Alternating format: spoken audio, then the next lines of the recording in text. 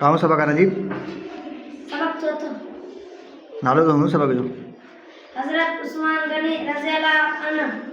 हजरत उस्मान गनी रज़ियल्लाहु अन्हु मुसलमानन जो टियों खलीफो थी गुज़रियो आहे। हू असां जे प्यारे नबी करीम सल्लल्लाहु अलैहि वसल्लम जन जो प्यारो सहाबी हो। हजरत उस्मान गनी रज़ियल्लाहु अन्हु जे तबीयत निहायत समझद ऐं संजीदा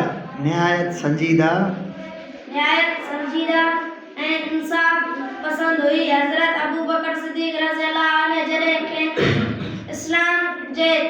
इस्लाम जी दावत ॾिनी तॾहिं हिन बनाए देर ईमान खेन हूंदो न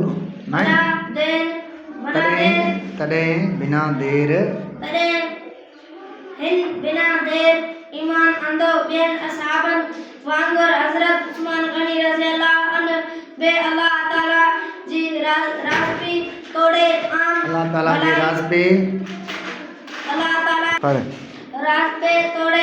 आम भलाई जे कमनि लाइ हर वक़्तु तयारु रहंदो हो। अल्लाह ताला किस दौलतमंद त अॻे ई बणायो हो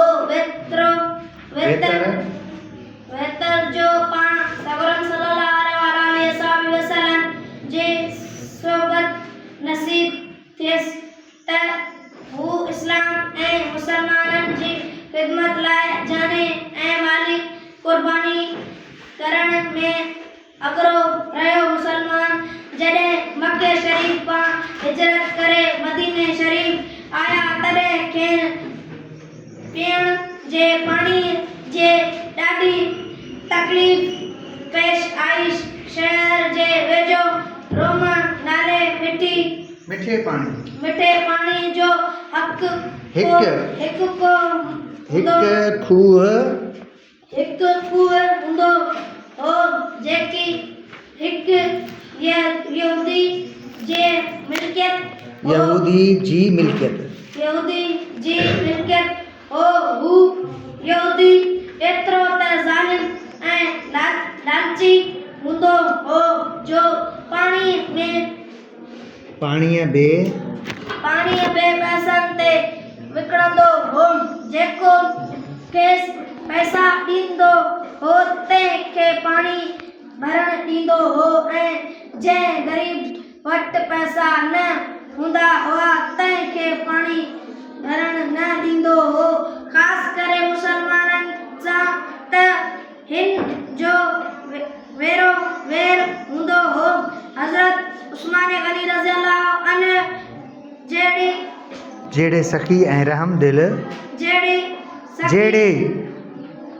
जहिड़े सखी ऐं रहमदिल इंसान खां मुसलमाननि जी इहा हालत ॾिठी नथे थी सो पाण पंहिंजे हणा उन यहूदी खे 20,000 दरम ॾेई उहो खूह ख़रीद करे मुसलमाननि लाइ वक़फ़ करे छॾियो जंहिं करे मुसलमाननि खे वॾो फ़ाइदो रहियो।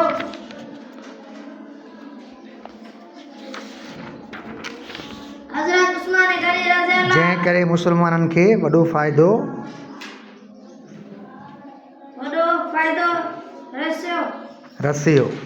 हज़रत उस्मान गनी रज़ियल्लाहु अन्हु पंहिंजी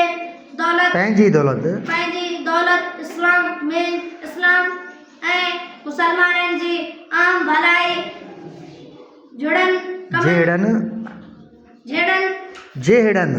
जहिड़नि कमनि में ख़र्च करे मुसलमाननि लाइ हिकु सुठो मिसाल पेश कयो। असां जे मुल्क जे सरहदी